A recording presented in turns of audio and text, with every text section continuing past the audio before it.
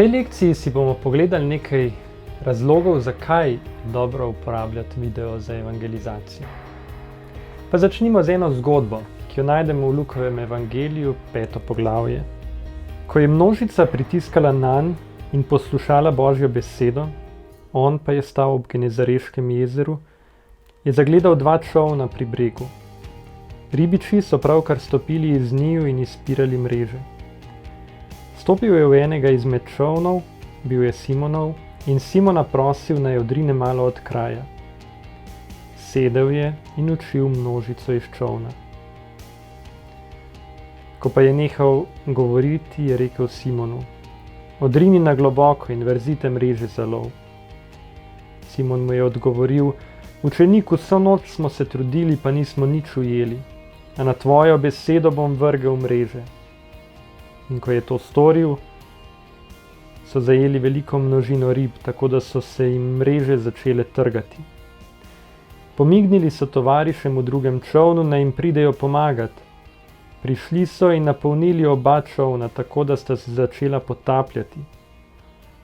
Ko je Simon Peter to videl, je padel Jezusu pred noge in rekel: pojdi od mene, Gospod, ker sem grešen človek. Nad ulovom rib, ki so jih zajeli, je osupnil on in vsi, ki so bili z njim. Prav tako pa tudi Jakob in Janez, Zebedejeva sinova, ki sta bila Simonova družabnika. Teda je Jezus rekel Simonu: ne boj se, odslej boš lovil ljudi. In ko so potegnili čolna na kopno, so pustili vse in šli za njim. Tokrat ne bomo gledali duhovne vsebine tega odlomka, ampak nekaj čist praktičnih stvari. Jezus je imel ogromno zapovedati o nebeškem kraljestvu. Ampak očitno se je pa tudi zavedal tega, da ni važno samo, kaj pove, ampak da je važno tudi, kako pove, oziroma kakšna sredstva uporabi, da bo sporočilo res prišlo do ljudi. In če pogledamo ta primer, Jezus je zagledal množice. Šlo je za nek množičen dogodek, če tako rečem. Kaj je naredil? Videl je prazen čoln. Prosil je Simona, da je odrinil od brega. Zakaj? Ker se je zavedal, da iz čolna lažje nagovarja. Glas se bolje širi preko vode, obenem so pa ljudje, ki so sedeli na bregu, če si predstavljamo, noge so imeli nižje, kot so sedeli, se pravi, so lažje sedeli, lažje poslušali. In v Sveti deželi so celo identificirali nekaj potencialnih možnih krajev, kjer naj bi se ta dogodek zgodil, ki imajo prav obliko nekega teatra, ki ima izjemno akustiko, se pravi, kraj, kjer je dejansko Jezus lahko nagovoril množico. To je bil ta primer. Jezus je videl množico, je uporabil način, da je nagovoril množico. Je pa recimo, ko je učence nagovarjal, so se večkrat dobivali na Oljski gori, učencema je na poti v Emaus razlagal pisma, izkoristil je različne kanale, če tako rečemo, za različne priložnosti. In tako je tudi z videom. Video je pač eden od kanalov, ki, če ga poznamo, ga lahko res uporabimo za to, da dosežemo ljudi in jim oznanjamo. Skratka, Jezus je vedel, kaj dela.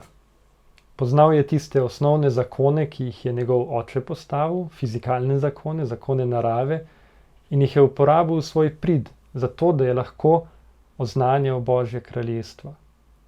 In ko se mi podajamo v ta digitalni svet, kot bi papež Frančišek rekel, na 6. kontinent oznanjati evangelij, je dobro, da tudi mi poznamo neke osnovne zakonitosti tega sveta, da poznamo osnovne kanale, po katerih lahko oznanjamo njihove značilnosti, da bomo lahko vse to uporabili v prid oznanjevanja. Ok, in če gremo zdaj pogledati, katere so tiste glavne značilnosti videa, ki jih lahko uporabimo, ko uporabljamo video za evangelizacijo. Prva stvar je, da video nagovarja človeka na več nivojih. Video ni samo neka serija zaporednih slik, video sestavlja potem še glasba, sestavlja ga zvok in govor, sestavljajo ga potem še razni bolj subtilni elementi, ki se jih mogoče niti ne zavedamo, imajo pa zelo velik vpliv na naše dojemanje, na naše odločanje tudi, ki sledi iz ogleda posameznega videa. Predstavljajte si, kako vam recimo ob nekem napetem filmu začne razbijati srce. Kako telo kar avtomatsko odreagira, ne vem, ko gledate nogometno tekmo in zleti žoga v gol.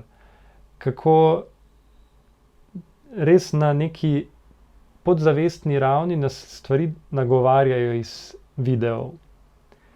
Tukaj so pač poleg teh stvari, ki sem jih že omenil, recimo lahko ogromno se naredi z ritmom montaže, se pravi, a so prizori dolgi, kratki, hitri prehodi ali pa daljši.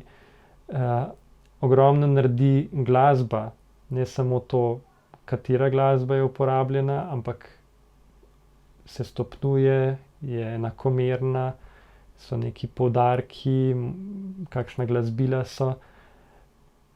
Celo take stvari vplivajo, recimo kakšna je svetloba, uporabljamo bolj tople ali bolj hladne odtenke, kakšne pisave uporabljamo, vse to vpliva. In za ljudi, ki smo narejeni tako, da pri odločitvah, če priznamo ali pa ne, večinoma se odločamo intuitivno, ne na podlagi nekega zgolj razumskega dojemanja, je pač to ena od glavnih stvari. Se pravi, mi lahko z videom nagovarjamo ljudi celostno, na veliko različnih nivojih. Druga stvar je večji doseg. Z videom lahko dosežemo veliko več ljudi.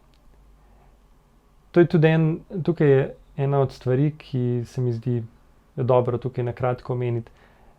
Če imate za vašo župnijo, red, skupnost, organizacijo, kakorkoli, če ste prisotni na Facebooku in še nimate Facebook strani, ampak uporabljate osebni profil, dajte si ustvariti Facebook stran. O tem sem tudi pisal na blogu, je tudi povezava spodaj. Zakaj? Ena od stvari je tudi ta, da stran omogoča, da vidimo analitične podatke. In tam boste lahko videli, da recimo objava, ki je video, bo imela lahko tudi 10-krat ali pa še večji doseg, se pravi, bo dosegla toliko več ljudi, kot pa objava, ki bo, ne vem, samo slika, tekst ali pa delitev nekega prispevka iz spletne strani. To pomeni, da je video dejansko objavljen na Facebooku, ne video, ki je objavljen na YouTubu, pa se ga potem na Facebooku deli. Ampak o tem bomo še kdaj drugič rekli kaj. Tretja stvar so nove generacije. Sam sem še predstavnik milenijske generacije.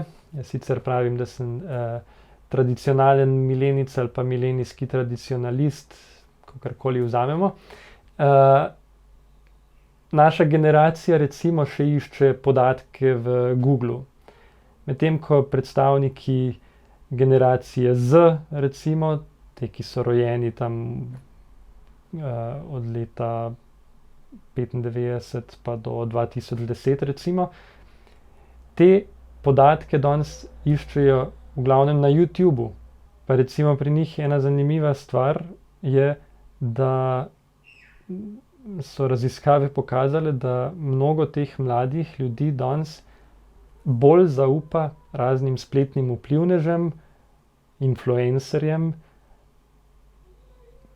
kot pa recimo lastnim prijateljem.